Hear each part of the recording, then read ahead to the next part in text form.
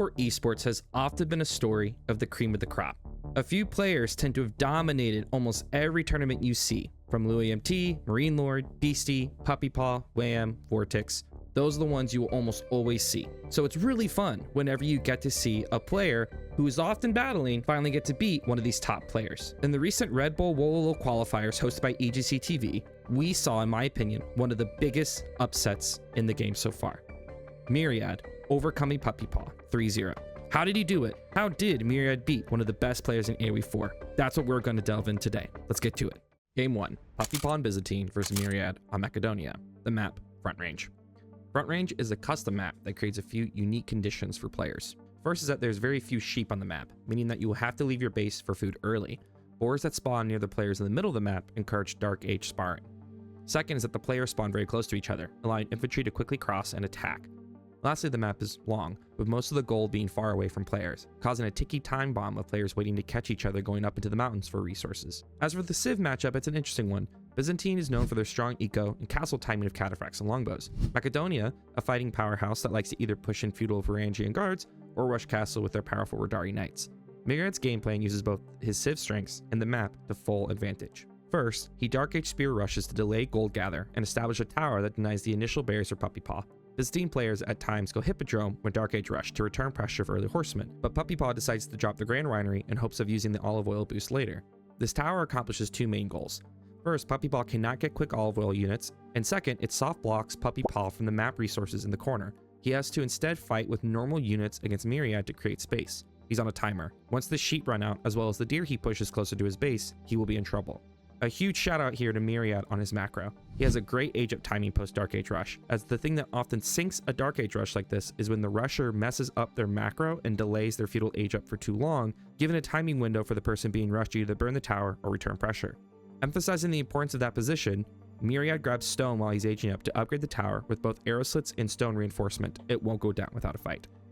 Puppy Paw drops a barracks to make spears, and he has a few options here.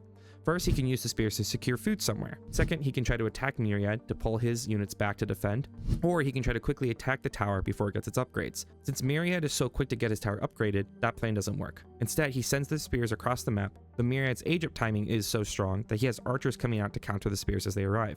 Forced to fall back, Puppy transitions to horsemen. It really helped here that the Varangian stronghold allows Macedonia to make all their unique units, which means they can make archers as well as spears, and Varangians, and Radari.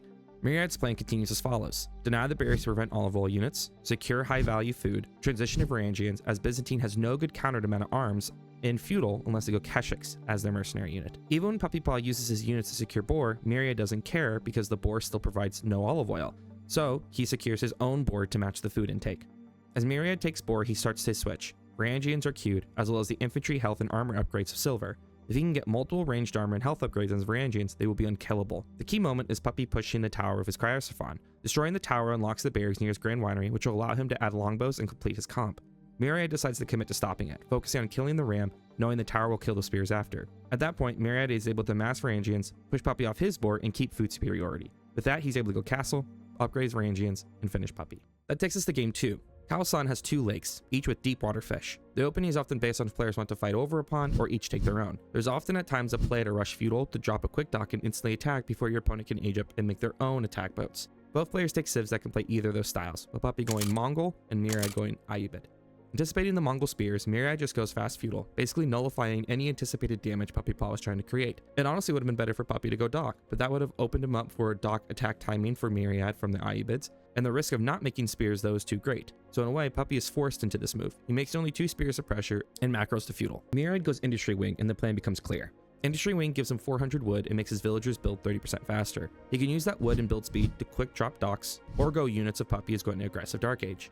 He can secure his fish and start booming, and then he can out-eco and out-unit Puppy for the win. With the ability to gather wood while age up is working, Myriad is able to drop an archery range, make an archer to push away the spears, build a dock, and add a stable and barracks. This allows Myriad to be ready for any of Puppy's responses, as well as begin booming. During this time, Puppy ages up and takes his own lake.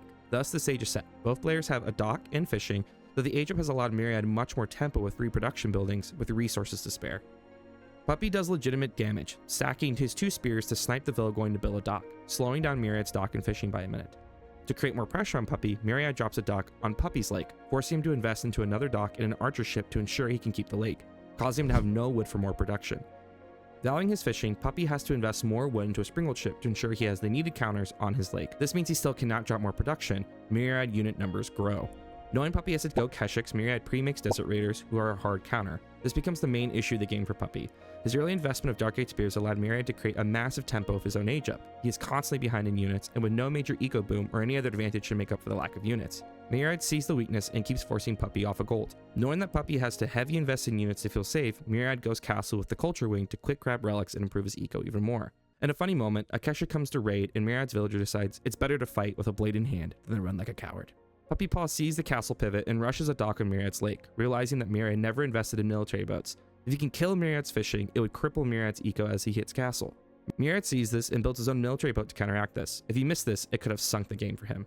The strength of the Ayyubid age up is evident here. Since no villagers are needed to build the landmark, Myriad's eco keeps running and he can keep making units to defend. Puppy has no way to push before Myriad hits castle. Myriad's age up hits and the Camel Lancers come out, as well as the archer upgrade and ranged armor.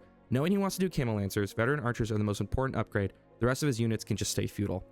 Puppy is able to rush castle himself, but he has to go step read out to try to get the extra gold income to match Myriad, who's going to have all the relics. Kurultai would have been safer and would have helped him take better fights, but he would have just lost to eco death eventually. At this point, Myriad has Puppy right where he wants him, stuck in his base, making an infantry comp. Myriad can go amass Manchiniques and just siege Puppy to death. Fun fact, Manchiniques destroy fishing boats really well, so with the map control, Myriad starts taking pot shots at Puppy's fishing. Doing this eco damage, he will soon push and win from there. But wait! Puppy with a smart pincer move, pulling Myriad's units forward and opening up his siege for a couple Keshiks to snipe them. Myriad is forced to fall back. Is this Puppy's comeback? No. Myriad has too many Camel Lancers. Archers snipe the crossbows, Camel Lancers mop up the men-at-arms, and Myriad pushes back, drops siege, and attempts to win. To add insult to injury, he even converts the Boervilles to Puppy as he's pushing in.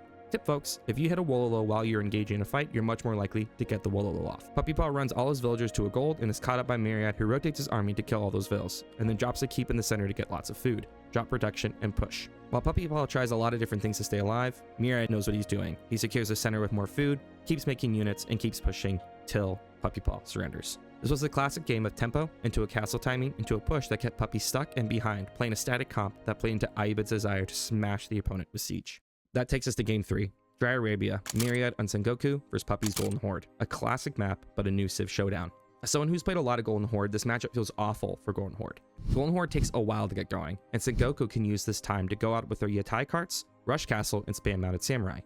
The game starts as expected. Myriad is able to get out 3 Yatai and match the Golden Horde age up since Golden Horde can't rush their own age up, and so their feudal timing is slow. But in a surprise, instead of fast castling, Myriad goes Ryokan in double stable. The Yari are very strong for Sengoku, and the Ryokan allows him to raid to take damage and heal up after. They spar over the Yatai carts, with Puppy going Torgid and Spears, while Myriad goes Yari and Yumi. The super tanky Torgid force Myriad back, but Myriad gets a lot of hits in and saves the Yari to be healed. At this point, the game feels in a great spot for Puppy. He has a deer secured and has denied Myriad from his 2 deer packs and boar. Puppy can now get to making units, soft add stockyards, and keep growing his military for Torgid frontline that can be a heavy tank for spear and archers. Myriad does have 2 things going for him though. One is Yumi costs are so cheap he can mass them quick. With 2 archer ranges, he can quickly start building a mass. Second is that since Puppy has to camp his base, his reinforcements have to cross the entire map. And with 2/3 of his army being infantry, they are ripe for sniping of Yari, as well as allowing Myriad to potentially take a timing where he just has more units there to fight. Myriad begins to add his own spears to help against the Torgid and potential Keshik add. He knows that Puppy can't actually dive his TC yet, so he sends his Yari out to raid. Puppy, fearing his units dying crossing the map, is forced to send his infantry back to move as a group, leaving his cav alone, which gives Myriad a chance to tower his gold and retake it. Completely unexpecting a Yari raid, Puppy's vills on gold are caught out and he loses 2 vills. While Puppy tries to counter raid, he can't get any damage of his own. Torgid, while having a lot of health, have very low damage. Myriad's Yari run completely free through Puppy's base, and he has to commit all his units to chase him down. Myriad's base is now clear again. As the Yari return, the situation is flipped for Puppy. He has lost a good chunk of his Torgid, and his eco is significantly worse than Myriad since Myriad has lost none of his Yatai carts. Myriad has also forced Puppy into a heavy spear archer comp, which is Yumi can take advantage of with their mass and speed. Unable to take a good fight, Puppy is forced to retreat, allowing Myriad's Yatai to return to deer and for his villagers to take boar. which means the economic situation will grow only worse for Puppy. Both players do end up taking Boar, but the larger issue remains. Without significant early damage, Sengoku Eco is just way better than Golden Hordes. All Myriad has to do is keep massing, get his Yumi upgrades at the Dynamo, and take a decisive fight. The Dynamo unit hitting the field is the signal to Myriad that's time to go. With the extra movement speed, Puppy can't run away, and Myriad can run him down across the map. Puppy attempts the only move left. He sends out raids to try to pull Myriad back to defend his base, but Myriad is not fooled. He walks into Puppy's base and ends the game. What a series by Myriad. Hope you all enjoyed. Good luck on your games, and check out my social links below the video. Thanks. Bye.